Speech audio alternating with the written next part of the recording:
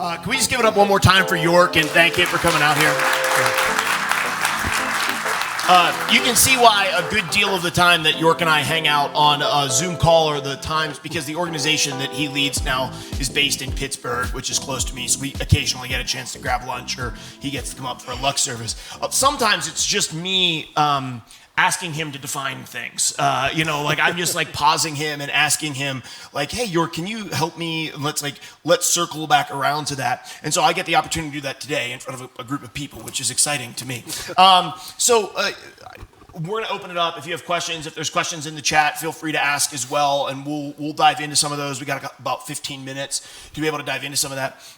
But York, I think a lot of the stuff that you talked about in terms of like the things that many of us are doing online, we're doing in board game shops, we're doing through live streams, are these redemptive acts to, in some ways, reclaim what has been surrendered. Because the church as a whole has not only, they just haven't recognized this as being a realm.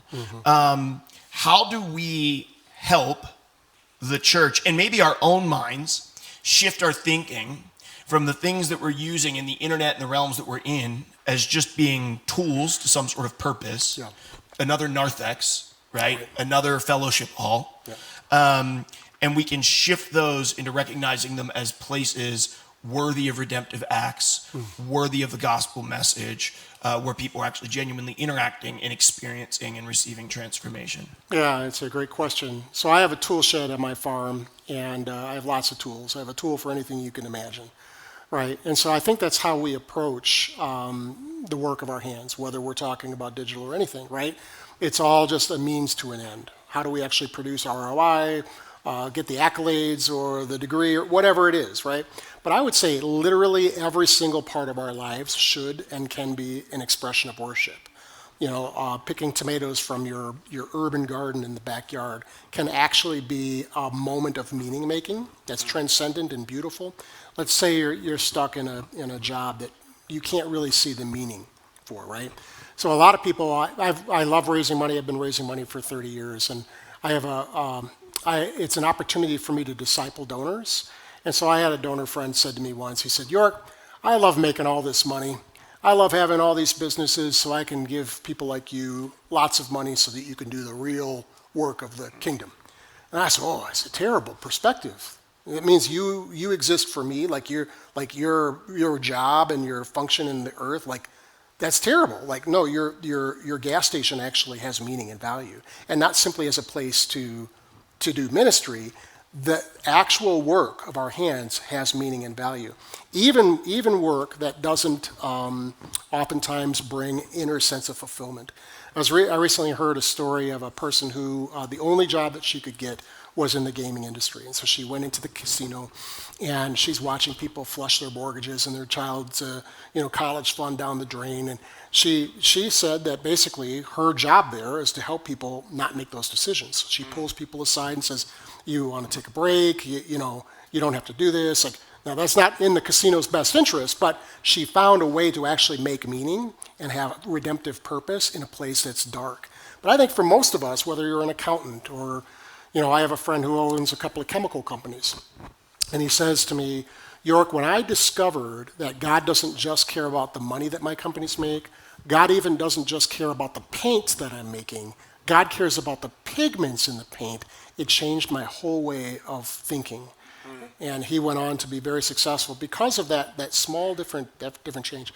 Here's the last thing I'll say, because I don't want to get overly in the weeds on this, but I do think it begins in small ways. I think particularly for evangelicals, we've made everything a tool in the tool shed, right? So like, the internet comes along, we're going to use it to reach people for Christ. Well, I love reaching people for Christ, but can we think a little bit bigger, right? So I would just invite us to expand our imagination of what things mean and the opportunities that they represent.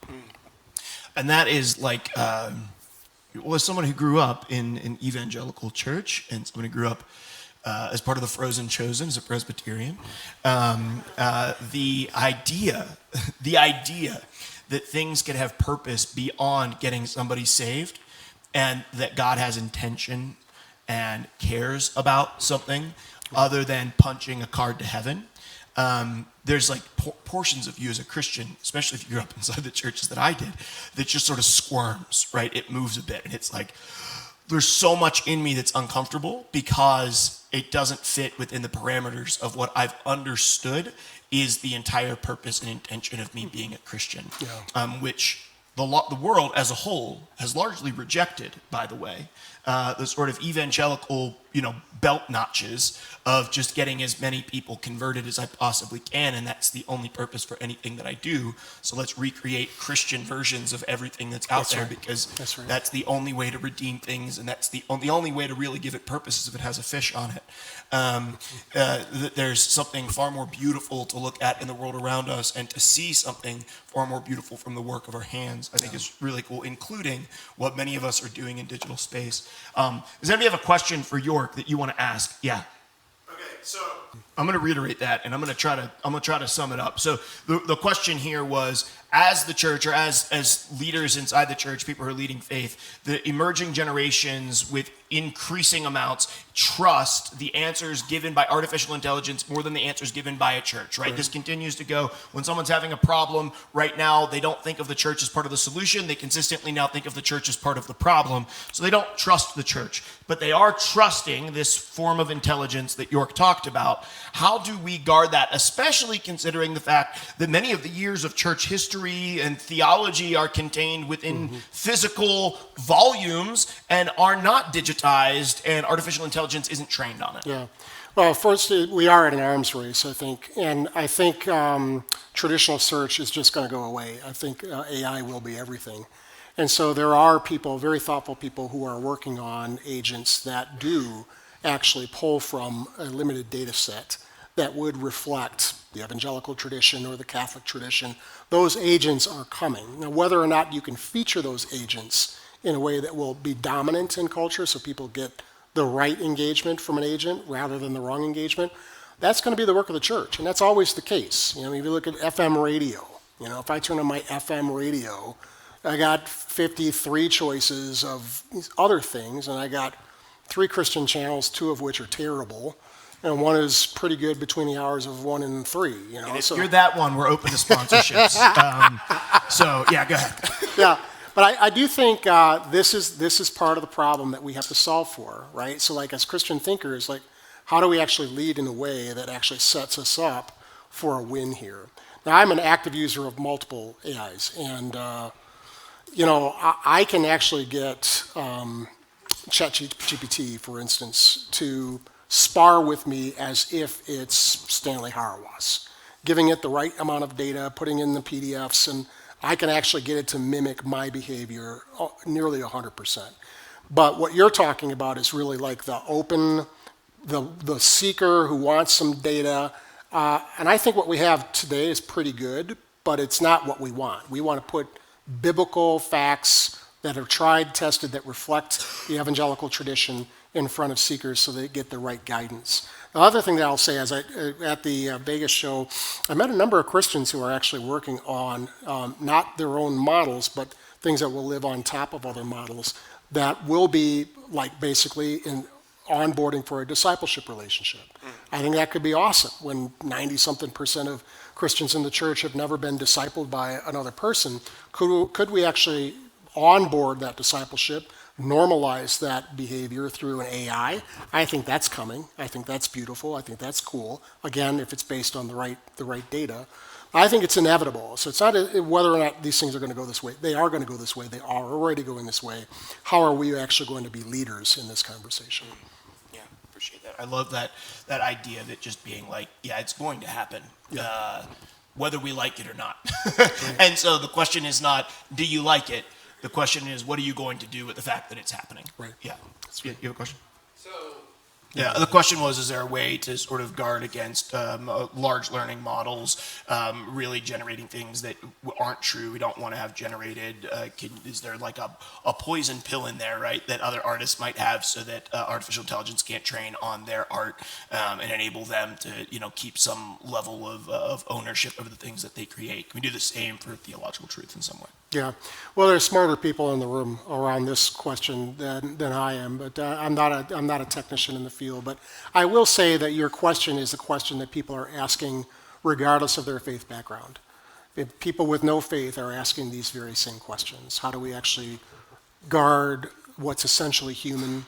How do we guard intellectual property? How do we perpetuate truth instead of myths and conspiracy theories? Like, the ethics around AI are hotly contested, but there's nobody that I've seen, either in the public sphere or in private meetings that I'm in, nobody's saying, "Oh, we just don't need any. We don't need any ethical grounding. We don't need any ground rules. We don't need any framework." Some of the creators themselves are just terrified about what could possibly happen with artificial intelligence moving into the future. But I'm not the one to answer that question. So. It's a great question. Yeah, the question was, how do we convince the church they need to be back on the front lines of creation and of creating beauty and meaning inside of realms, basically, rather than just mimicking better versions of it in culture? Yeah, that's a great question. I was just recently at a conference in Korea a few weeks ago, and I was in a room of very smart people that were asking these same kind of questions. But the starting point was all wrong. The starting point was, again, like, this is demonic. It'll be used for evil. How can we put the genie back in the bottle, or at least so tightly control the genie that And then the second question is, how can we manipulate this for Christian missiological ends, right? So those are usually that's where the church starts. This is bad. We need to demonize this. We need to relegate this to this is not the work of the church.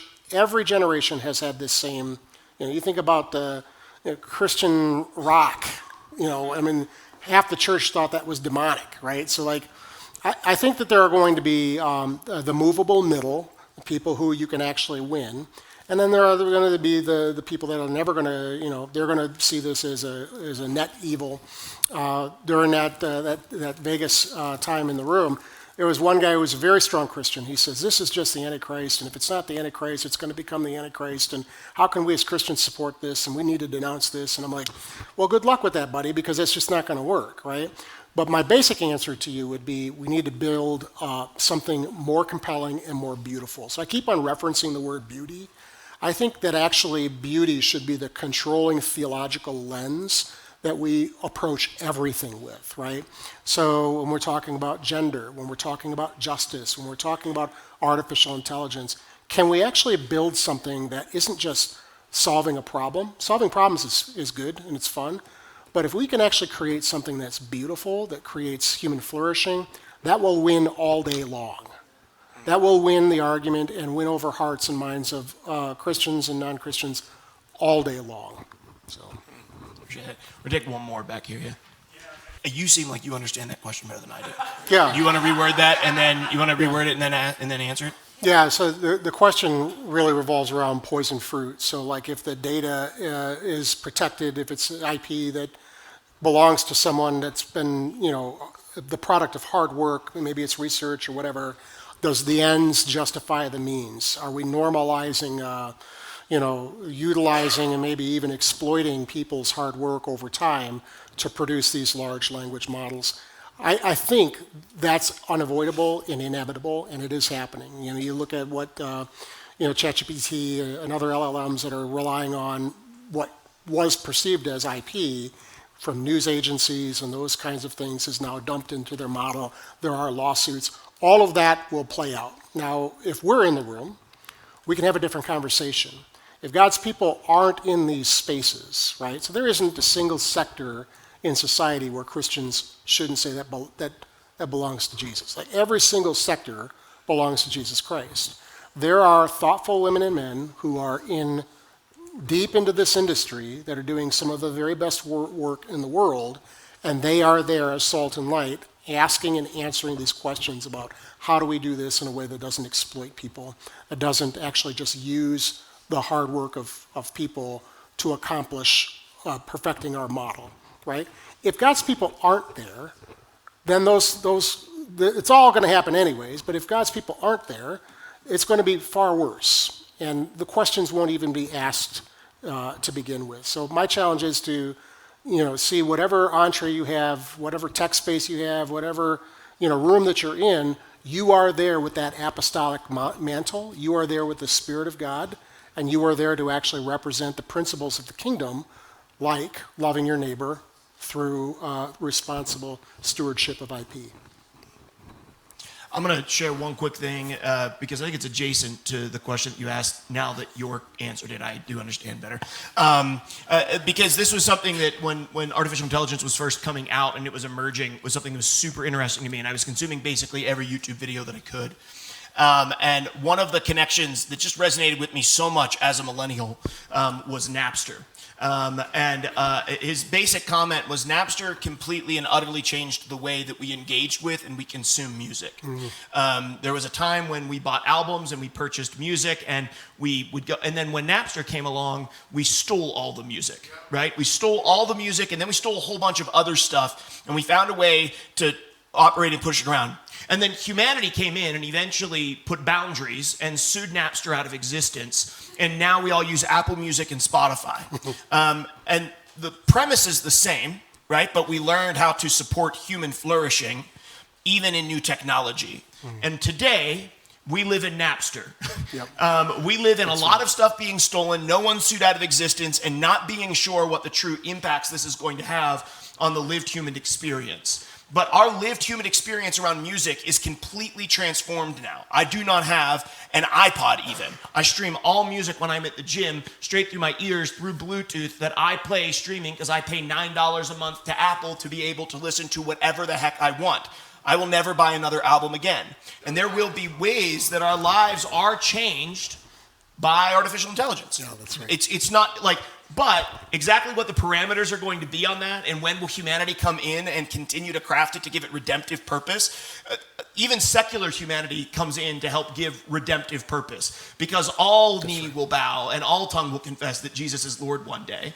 And we all have an inner heart cry that's universally baked into every human being to return to Eden in the Garden City of Jerusalem, or Garden City of Jerusalem in Revelation.